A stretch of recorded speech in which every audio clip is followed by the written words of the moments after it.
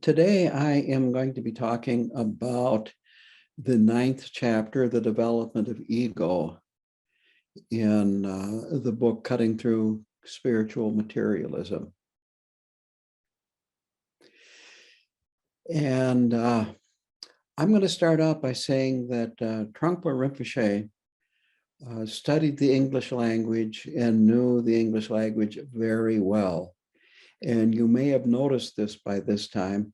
He does not use any foreign words unless it's absolutely necessary. So a lot of what we're talking about here, frequently they'll use Sanskrit or Tibetan words. But here, Skandha is about as much foreign language as in this chapter. So he begins by saying we're going to investigate the field we are going to cultivate. In other words, we're going to investigate where we are, that we have to start where we are. And we have to do that before we get advanced. And Trungpa Rinpoche would have his students do shamatha meditation and shamatha meditation and more shamatha meditation and so on for years before you would get instructions on something like a nundro, which is a Vajrayana practice. And in fact, his Nundro students, he would forbid them for practicing where people that had not received the Nundro instructions could see them. That this was just totally to be kept away from his students unless they were ready. And he decided whether you were ready or not. So the point is that he was very concerned about spiritual materialism, and that it's so easy to read advanced texts, biographies, and so forth, and then we taint our studies and our practice with expectations. He said we get hooked on what we will be, not what is, and we have to start with where we are right now. So it says that many spiritual traditions or religions have some kind of a story that is like original sin in Christianity. And he feels that that's pejorative, that from the Buddhist perspective, we have wonderful backgrounds. He said, on the other hand, it's not peaceful, enlightened, or even intelligent, but it's good soil to work with. Quote, in dealing with this subject, we are not condemning or attempting to eliminate our ego psychology. We are purely acknowledging it, seeing it as it is. So again, this is why he had his students do so much meditation. So he starts with the basic ground. And this is the most fundamental state of mind. That is basic openness, basic freedom, a spacious quality. And it's free of ego, and it has always been there. So I am going to turn and read two definitions from Round, Path, and Fruition, which we studied a while ago. The first is the Dharma Dhatu. It means the essence of phenomena. In the Tibetan term, Ying means sphere without center, and Cho means Dharma. That's a Cho Ying. Therefore, the Tibetan term means expanse of phenomena. This term is usually used to refer to emptiness that is the essence of phenomena, and this essence is the all-encompassing expanse that has no origin or beginning, and out of which all phenomena arise. The Dharma Dhatu and the Dharmakaya are essentially the same. They are two indivisible aspects of the same thing. So the Dharmakaya is one of the three bodies of Buddhahood. It is enlightenment itself, that is to say, wisdom beyond any point of reference. So that is what he is talking about here. This is our fundamental state of mind, this basic openness, this basic freedom.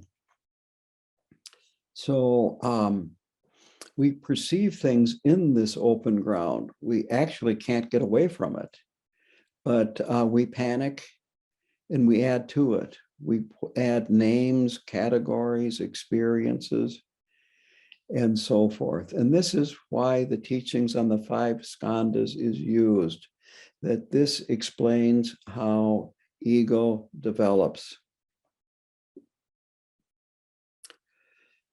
So this beginning point is this vast open space with no boundaries, no ownership, plus primordial intelligence.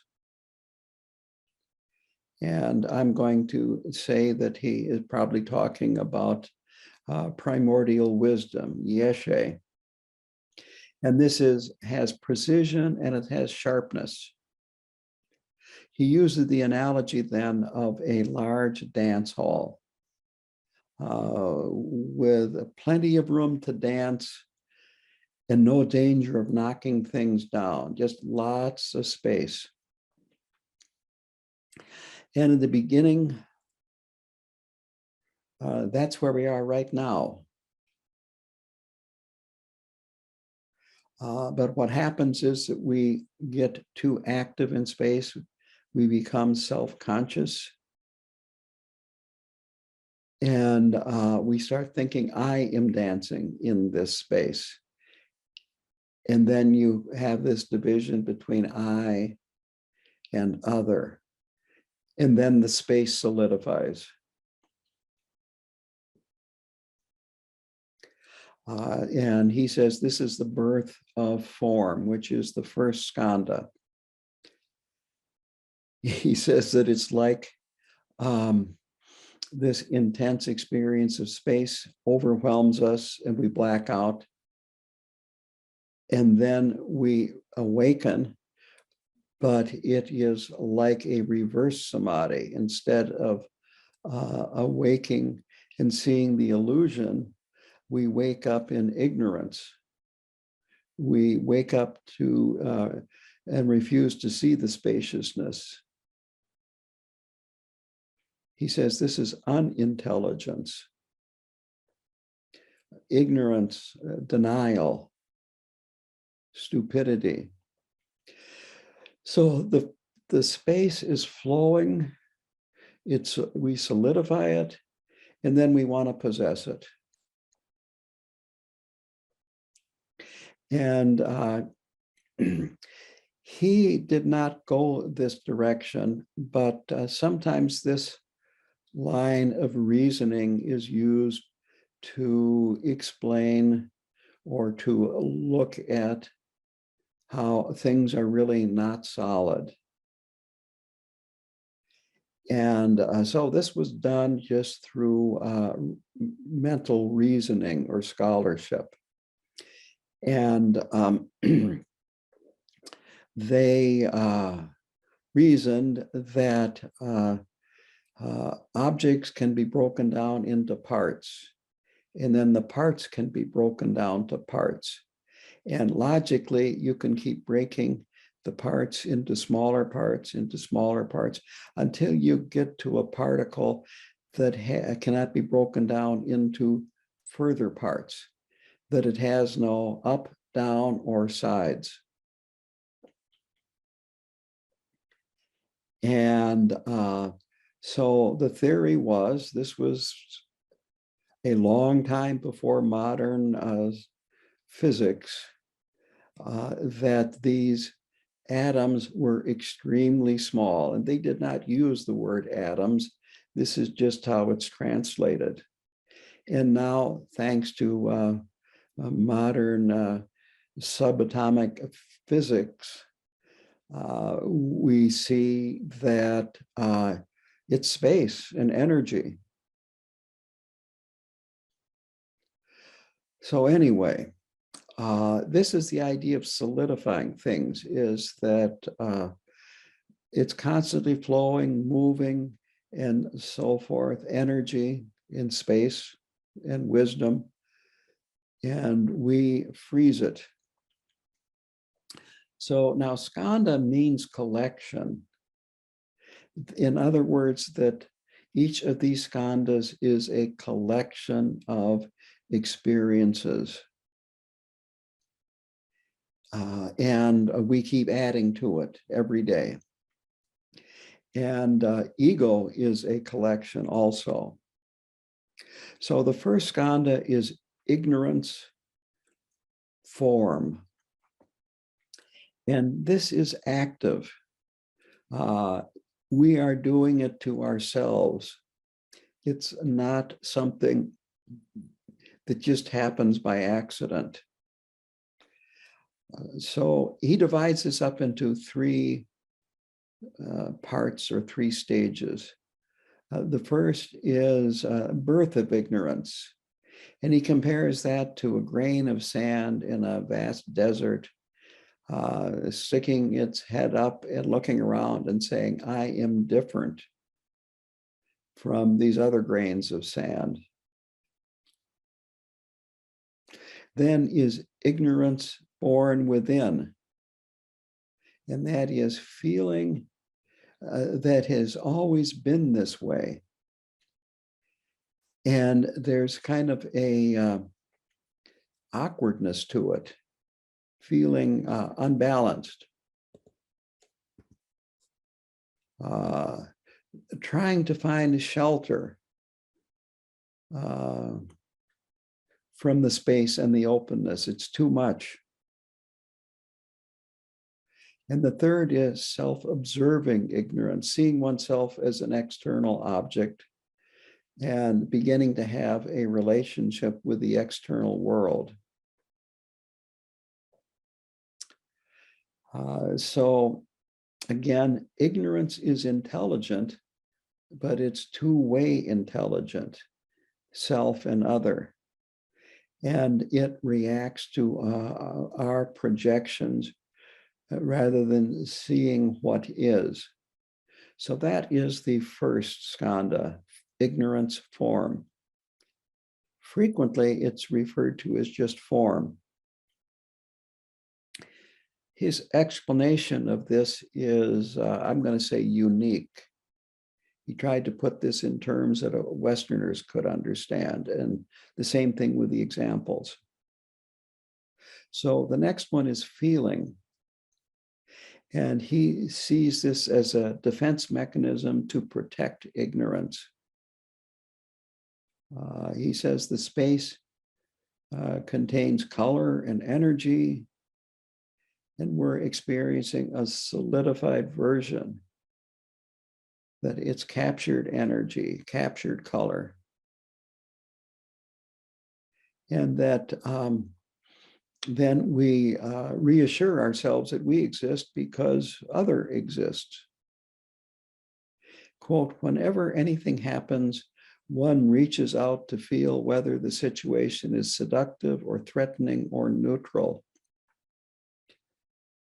We need to know our relationship to this and that or whatever is perceived outside. The third is perception impulse.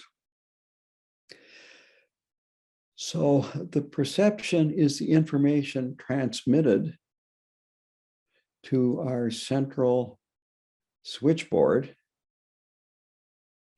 and then we make judgments and react for or against or indifference. And this is an automatic process, and that's why it's called impulse. So again, the three types of impulses are hatred, desire, and stupidity. The fourth skandha is concept, naming and categorizing, labeling things, good, bad, beautiful, ugly. You notice these are opposites. Yeah, you can go down a long list, and they have to do with comparison. And of course, the perceiver is the one that's judging whether it's good or bad. A very, shall we say, clear example is hot chili peppers, or maybe even jalapeno peppers that you go over to Asia, Tibet, for instance, India, Nepal, and they are very, very popular. Myself, I did not grow up eating them, and I find them painful to eat. So it is not in the pepper. It is in, you might say, the mouth of the person that's eating them. So this labeling, it serves to protect our ego, and at the same time, it deceives us. This is self-deception. We feel vulnerable at the third skandha. Now here, ego is developing beyond what he calls ape instinct. This is intellectual speculation, interpreting, ego confirming. And our tendency is that we want to work things out with a positive condition or conclusion, that we try to confirm our experience. He says, interpret weakness into strength, fabricate a logic of security.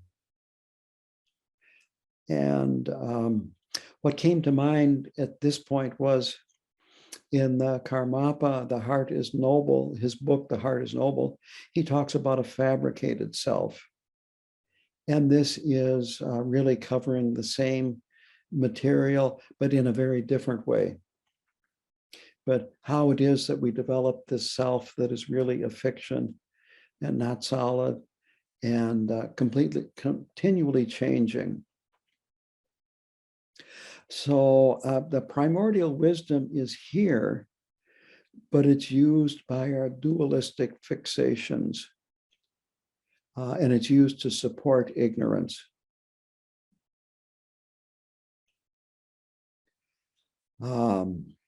So primordial wisdom operates as an intuitive sharpness of feeling, later as intellect. He describes ego as a, quote, brilliant work of art. And so what he's saying here is that all of us are an accumulation of experiences and all these other things here that are talked about. When the Karmapa uses fabricated self, there are two definitions of fabricate that I think are good to, you might say, think about. One is to put together from parts something in a factory, like to fabricate a refrigerator. The other is to fabricate a lie. to fabricate evidence in a trial, and so forth. So this you can throw into concept here, as well as the other skandhas. So the fifth skandha, or the fifth heap, skandha means heap or collection, is thought and emotions, or thoughts, plural, and emotions. And he says that this is a combination of the intuitive intelligence of the second, the energy of the third, the intellectualization of the fourth. But these first four skandhas, it's more like it's pretty predictable. But when we get to consciousness, that this is the origin of discursive thoughts and the 6 realms of samsara. The reason why the 6 realms of samsara come in here is that the realms are related to specific emotions. And these emotions are not pure. That attachment has an element of aversion or ignorance. The same thing with anger and ignorance. And we can go from one emotion to another very quickly as we go through our day.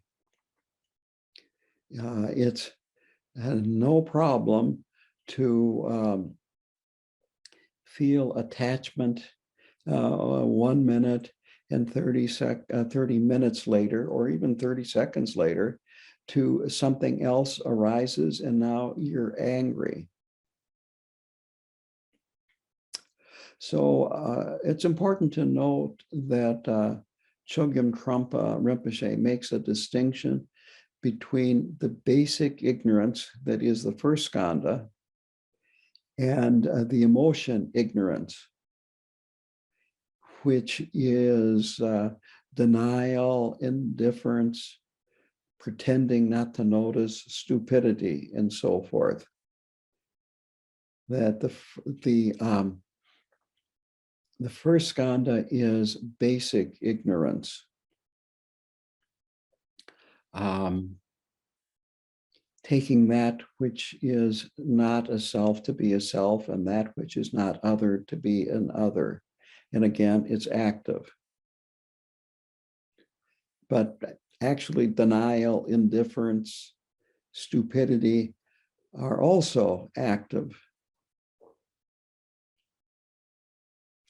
So we now have a complete picture of ego. So he uses this analogy of a monkey locked in an empty house. That there are 5 windows in this house. And he says the flow of the jungle is gone. The house has become solid. Like a beautiful waterfall has frozen. And that this is where time begins.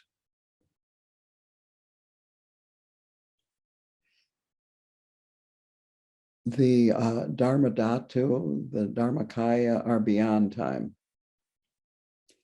That is what he is saying when he says this is where time begins. So the flow becomes solid and measurable. The monkey blacks out, awakens, but not completely. Again, as he went in the beginning, it's a stupidity type of awakening, kind of a reverse.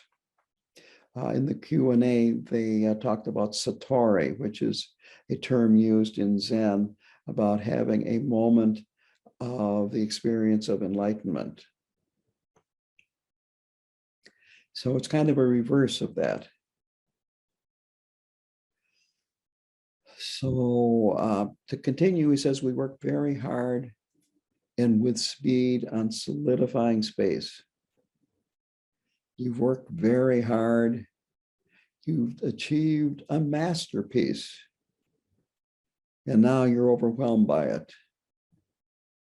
And the intelligence just suddenly collapses. It's like a reverse samadhi, as I said. So this monkey is captured by his fascination of being captured. He's trapped by his fascination with the house, and he becomes neurotic. This was a term that Chogyam Trungpa Rinpoche used a lot. And again, he would tell his students, you're all neurotic, and that the path is working with your neurosis. So that goes back again to the beginning of this chapter, when he says we have to understand where we are, what we have to work with, before we can talk about where we're going. But it's fertile ground. So now the monkey begins to relate to the wall by grasping, repelling, or ignoring. Again, these three basic responses: attachment, aversion, and ignorance. Quote, he attempts to grasp the space in order to possess it as his own experience, his own discovery, his own understanding. This is desire. And so next, the monkey kicks and tries to, you might say, batter his way out, and that is hatred. It's a defensiveness, a feeling of defensiveness against being boxed in. Sometimes the monkey just plays indifferent, and his word slothful, playing deaf and dumb. This is stupidity. So then he reviews, goes over things one more time. So the monkey is born in the house when he awakens from the blackout. He forgets he solidified the walls. This is ignorance form. He feels the texture of the walls, which is feeling, the second skandha. Then desire, hatred, and stupidity arise, which is the third skandha. Then labels and categorizes, which is the fourth skandha.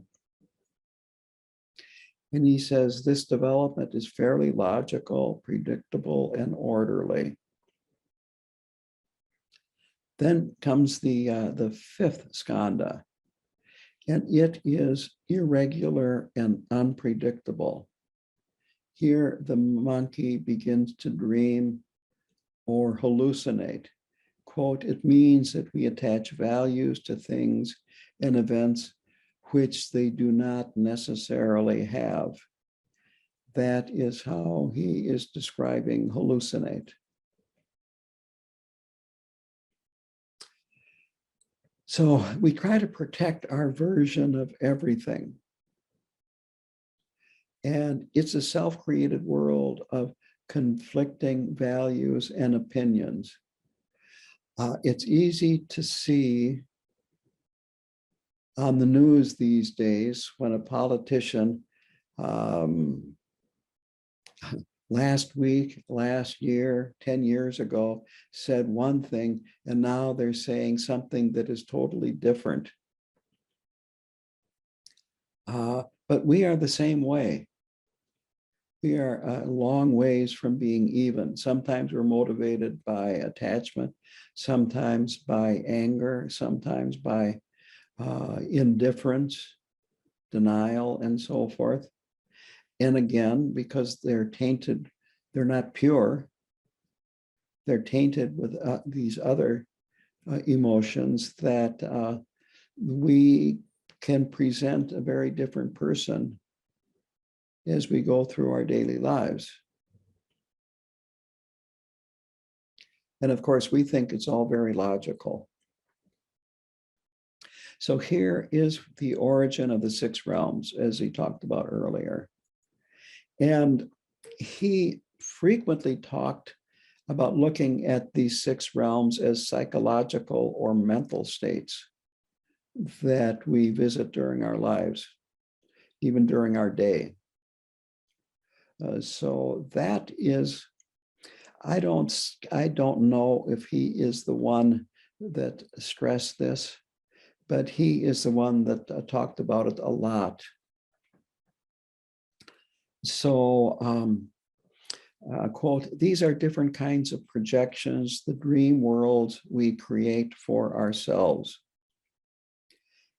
So now he goes through them. He said the monkey wishes for something good, beautiful, seductive, and he is in the full God realm. Then he becomes protective of his pleasures and treasure, becomes paranoid. Jealousy arises. Now he's in the jealous God realm. He describes the human realm as the human world is doing things ordinarily in a mundane way. In other places, he's talked about the human realm having a poverty mentality, this constant desire, wanting. So then there is the animal realm, and he said here things get more solid, that this monkey, his development gets heavier and stupider, that it's too complicated in the higher realms. So the monkey wants his simplicity in the animal realms.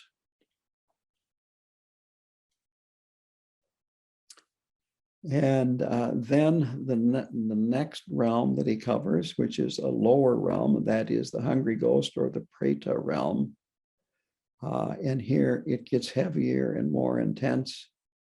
There is this desperate feeling of starvation. This monkey remembers the good times in the God realm. And he says that it's like nostalgia for the good times. And then finally, the hell realm. So here the monkey loses faith in outer and inner world, his projections of this outer and inner world, and he reacts. And so these are the 6 dream realms. Now, you don't necessarily progress through them in that order. You know, at one point in our day, we could be arrogant and be in the full God realm. And the next minute, we could be jealous. And then we're in the jealous God realm.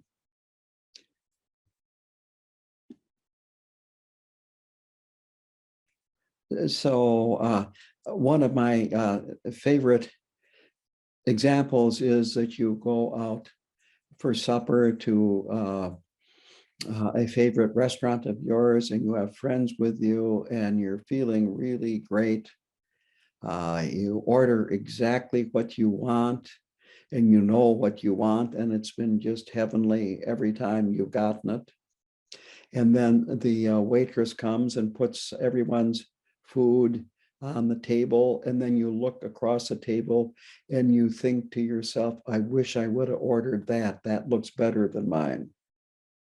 That's how quickly you can go from one realm to another. So, as I said, it doesn't necessarily follow this order, but these are mental states.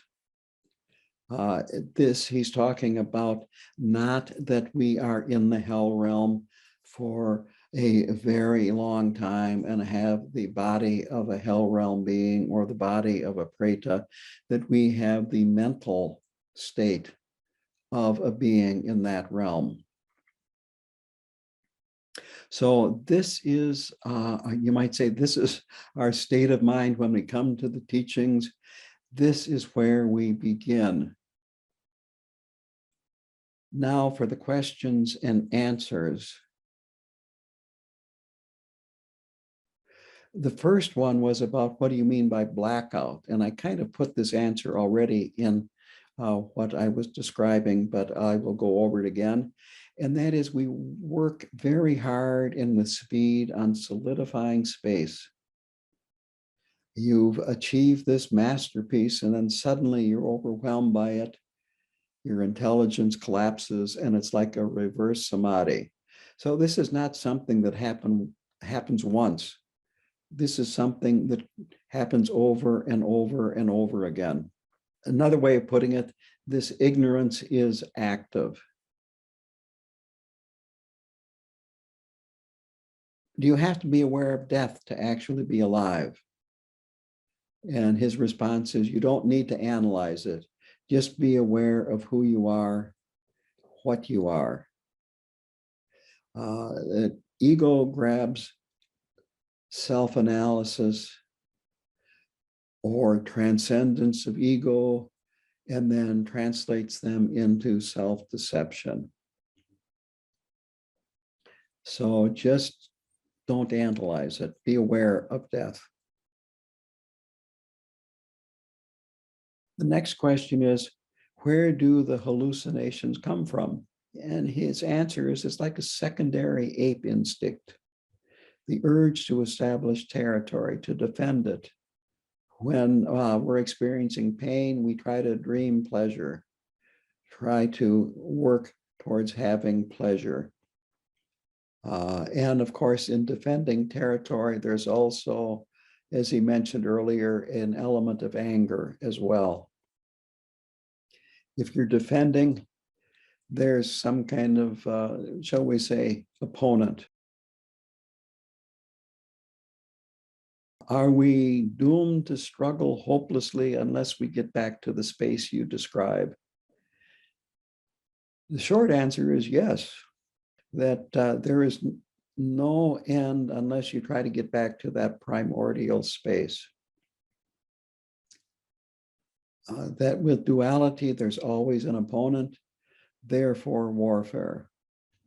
And meditation is completely different. That it's taking a whole new attitude of conducting life. If I don't fight, how do I deal with my enemies? They're still going to be there. And his answer is, this is an interesting point. And that's how he ends that question. So obviously he wants you to think about this. And I'm not going to answer it beyond that. It's a good, interesting point. To see the wall and recognize it, that you are there and not go further, that seems dangerous. His answer is, it isn't dangerous. It might be painful to realize you are trapped. That's the interesting point. So we got two interesting points here. The next question is, didn't you say it's instinctual to want to return to the primordial space? And his answer is yes, but the monkey won't let himself be. He fights or dreams. He never lets himself actually feel anything properly. And then he says, the first step is allowing the gap when you meditate. So he talks about this a lot, not necessarily in this book, but in a lot of his writings, which are actually oral teachings that are transcribed. So when we are meditating, there is a gap between the out-breath and the in-breath. And as your mind settles down and the thoughts come more slowly, there can be a gap between thoughts.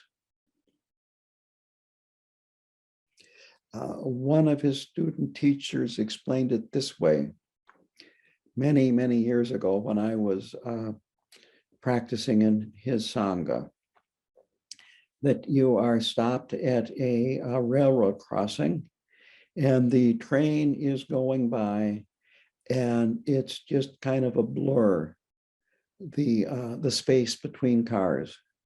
But as the train slows down, you start seeing space in between the train cars. So that's what he is talking about when we meditate, to allow the gap, to be aware of the gap. But let it be.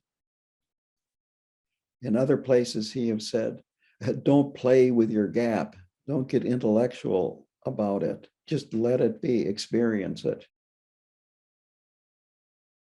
Next question is, should an inhibition disappear through your awareness of it? In other words, does awareness of an inhibition make it disappear? The first step is learning about all the claustrophobic rooms that we are in. I like that, all the claustrophobic rooms we're in, because again, we're in a lot of them. We have to identify ourselves and feel ourselves properly. We have to get to know ourselves very thoroughly and at a very deep level. The next is, are these claustrophobic rooms intellectual fabrications? And the answer is, they are a product of primordial intelligence, wisdom. The more we struggle, the stronger the walls. Again, as he has said in previous chapters, as well as here, just let yourself be. But that is the way to get out. So then there's a series of questions, probably from the same person, and it's about the monkey.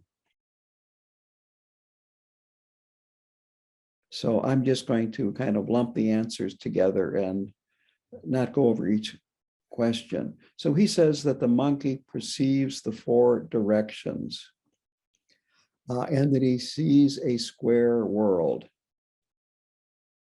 And that when he looks out a window, outside the house is square too, because looking through a square window, or there are 5 square windows. And that looking through the window is like looking at a picture. Again, earlier he talked about this work of art, beautiful work of art that we have created. And the last one is, would taking LSD help the monkey? And the answer is, the monkey has already taken it. Are there any pure emotions? And as long as we're coming from a dualistic perspective, it's not going to be pure. It's going to be tainted with dualism. But now from a non-dualistic perspective, there is unconditional love, unconditional compassion, and so on and so forth. And this, it's like the sun radiating. The sun doesn't choose to radiate here and be dark over there. It just radiates. That's what unconditional means. The fabricated self, or this explanation of the development of self through the 5 skandhas, it seems to have a purpose, but then we are encouraged to go beyond this and realize our ultimate nature. And this is true, that we are going to, the path leading to realizing that these 5 skandhas have no true existence, that it's a fabrication. Now, when we studied, I think it was Pralag Rinpoche, he talked about a functional self. Yeah, functional.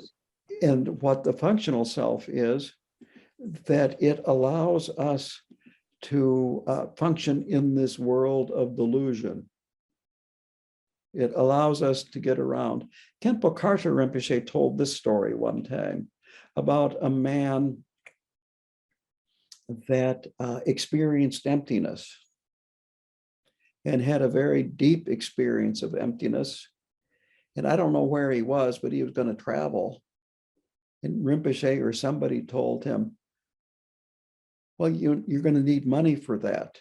You know, you have to take money with you when you go. And he said, well, what would I need money for? So, you know, we need to work within this confused world. An enlightened being sees things the way they actually are and sees things the way confused sentient beings see things. But he realizes that the way confused sentient beings see things are a dream. Again, I remember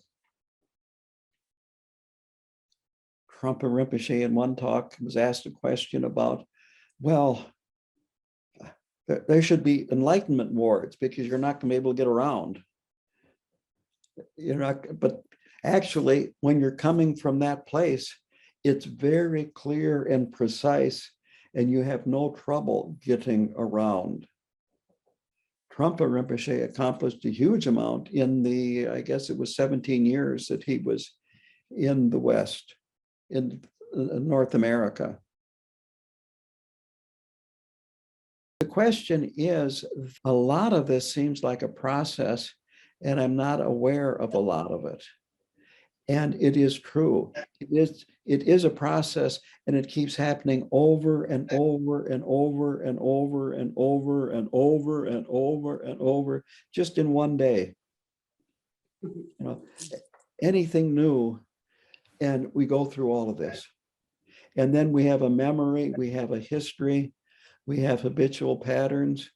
And so it's this discursiveness that we are aware of, and that's where meditation works, is the monkey mind. This discursiveness, this constant soap opera. That's what Mingyur Rinpoche would use, soap opera, and it's reruns of a soap opera. And different episodes during the day, but it's the same old discursiveness over and over and over again. Again, the first four are more regular and predictable. The fifth one can go anywhere. You know, you become unpredictable there at that level. So as we meditate more and do other practices, we become more aware of what's going on at a deep level. But right now, we're just seeing, you might say, the surface.